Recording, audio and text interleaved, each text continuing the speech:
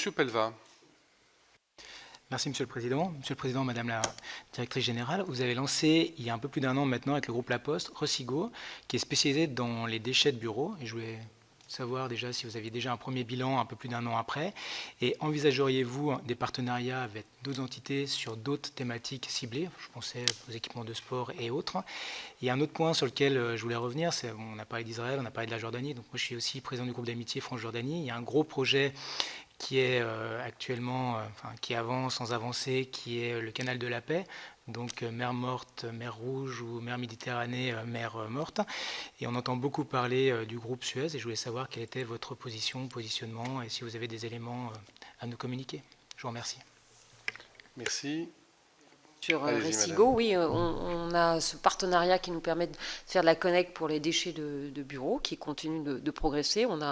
Les deux partenaires ont investi. Il y a en France, et c'est peut-être aussi un point à prendre en compte par rapport au texte de loi en préparation, il y a en France un texte qui s'appelle le décret 5 flux qui oblige les entreprises qui produisent un certain volume de déchets chaque année à trier les 5 flux principaux. C'est encore pas suffisamment mis en œuvre.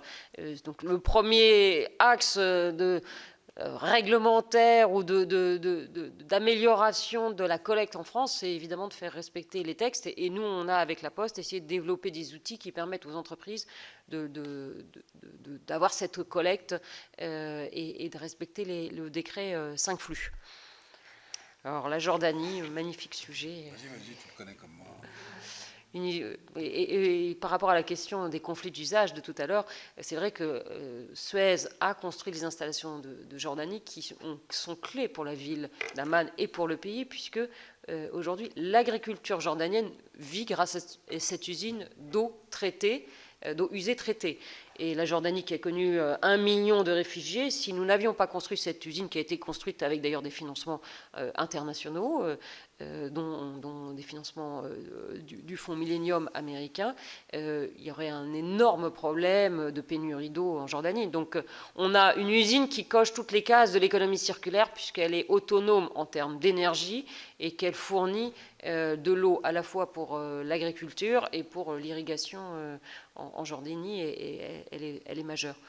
L'autre projet, c'est aussi un projet sur lequel le seul groupe retenu qui ne soit pas asiatique est un groupe français, c'est Suez, en effet, qui avait été présélectionné sur Red Sea, Dead Sea. Projet implique d'aligner beaucoup de partenaires dans un contexte politique qui est complexe et des financements internationaux. On espère que ce projet sur lequel nous avons déjà beaucoup travaillé, qui est un projet de paix et d'eau, va aboutir.